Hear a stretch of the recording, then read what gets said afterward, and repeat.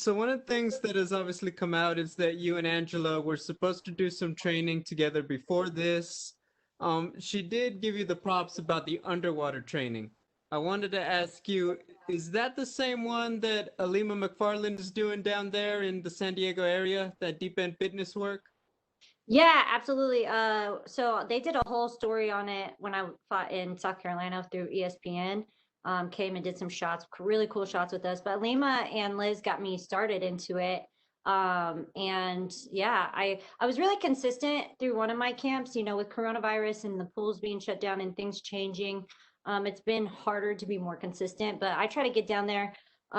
Even when Alima was fighting her last fight, it's like a send off. We go down and we do some training just to like get good vibes when you leave. So yeah, it's definitely always fam. I just wish I could get out down there a little bit more often. I've seen the photos. It looks both epic and scary at the same time. Can you just talk about, as a fighter, what kind of benefit does doing that kind of training bring in terms of your performance?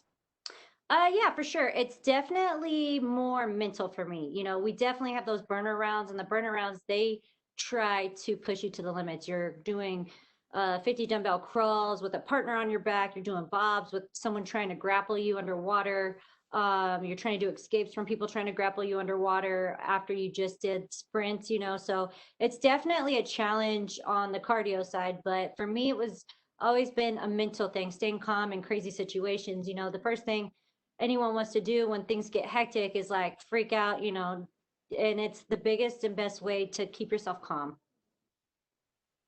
Talking about it because of the timing of when this fight got booked, just for the record, you guys seem cool. Do you believe that you guys will finally book that training session and work together after this fight? Oh yeah, we definitely it's definitely probably something in the future for us. We're close in proximity to training areas, and we both can grow off each other. There's not a lot of high level little people in Temecula, and so she actually has a lot more training partners. So it would be awesome to go down and train after, we punch each other in the face this weekend. My final question, this is set to be one of the more marquee fights on the card. What do you hope to show most for yourself in this matchup and the extra attention? For me, I love getting in there and competing. I love to see my growth. I love to see, after 4 years, what has changed, what has stayed the same. It's just a really good benchmarker for where I'm at in my career and what I need to work on and things I do well. And, just overall seeing my experience in the octagon. Thank you, Ashley. Good luck. Thank you. We'll take our next set of questions from Dame Martin with MMA Fighting. Hey Ashley, I'm curious with this being a rematch, what is your biggest memory of the first fight with Angela Hill? You went 3 rounds, obviously didn't go your way that night, but what is your biggest takeaway from that fight?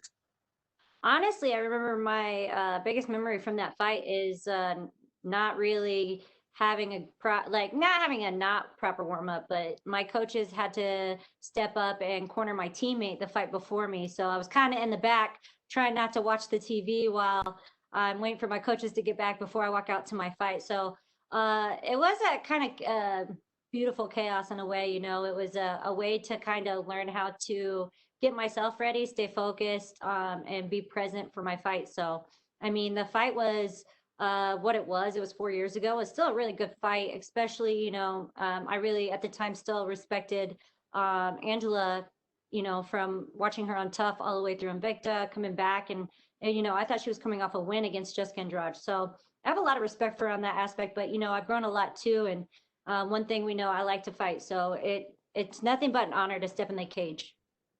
You guys both accepted this fight on notice, obviously, and this is a chance, at revenge, a chance to get a loss off your record. Did that play a part in accepting it? Was it just about, hey, right now and you would have fought anybody? Like, because you hear different motivations, especially with a fight that together this quickly. Yeah, no one, I don't think anybody wants a rematch on a week's notice with like revenge purposes. I think for both of us, we like to compete and we just want to stay active. So if that means stepping up on a week notice against a competitor that, I feel like we've both grown and I think it's a good matchup. I don't think it's a dumb decision on my part. So I feel like I'm ready for this fight, and I'm excited to see what kind of fireworks it's going to bring. It was you and Angela both have in common, and you both been on the wrong end of a couple of split decisions. And you can argue all day about who won, who lost, but obviously we do have a lot of issues with judging in this sport, and we've seen it time and time again. I'm not looking at you to necessarily point fingers here, Ashley, but when you have this kind of split decisions, does it change your approach to fighting at all, or do you just wish maybe the judges were a little bit better in this sport? Of course, everybody's gonna. There's more people that rally for me and losses than I think I've had. So the thing with me is, I never really was a competitor in fighting prior to MMA. I wasn't. So understanding how judging works, understanding point fighting is such a huge thing that I've really had to come to terms with, and just talking with my coaches, it's really important that we understand like what things look good in the judge's eyes, what doesn't look good in the judge's eyes. And I'm still learning. So you can't always, everybody has a view, but I definitely do believe that there needs to be work done with the judging. And that's across the board through every state, the commission, with the rules and everything changing each state. There's so much work that could be done to help the fighters, have more of a fair fight. There's so much going on in a fight. Obviously, at the end of the day, you're looking doesn't punch you in the face. But when you have the judges out there who do play a crucial role, they're deciding if you get half your paycheck at the end of the day. Like, can you even think about that kind of stuff during a fight, or do you have to kind of put it out of your mind? Because unfortunately, we do have this weird thing where you hear all the time, "Well, takedown steals around," which is kind of ridiculous, but you hear that all the time. Well, yeah, but you see my fights and I take people down and I don't win fights. So it doesn't, that's not necessarily, I believe, true. But this is the thing. That's what we talk about afterwards, right? This is the things that we could have did better, even in a win. Like you should have did this. You shouldn't have been in this position that long. There's a lot of things you don't think about it during the fight. Of course, you want to be present for yourself and for the person that you're fighting, but all the judging and things like that comes into play, in between rounds, what your coaches are telling you in the corner, what they believe you need to do to win the round, or did you win the round, what you got to do in the next round. So there's a lot of things that get addressed maybe in between rounds, but not during the rounds. I'm more present on what I need to be doing. After the fight, we talk about that as well. Last one for me, without giving away any kind of game plan secrets or anything. When you look at yourself from 4 years ago when you fought now, what do you feel like is the biggest difference in your game and your approach to this fight? Yeah, no, I just feel like I've grown a lot. I was 4 years ago, as I like to say, fighters age in dog years. So we've had a lot of time under our belts. I've had a lot of time to get better in jiu-jitsu. I've had a lot of time to get better, even striking and kicking and understanding where to throw kicks and how to block and how to feint and these kind of things that I didn't, I'm still learning on the job. So yeah, I think that, without giving any, I mean, we all know it's going to get real, a lot of movement. There's going to be blood. It's going to be definitely a lot of kicking, a lot of takedowns. We're going to be trying everything in the cage, and it's definitely going to be a fight for the fans. So I'm really pumped about it. Thank you, Ashley. Thanks. We'll take our next set of questions from Ryan McCarthy with Local MMA.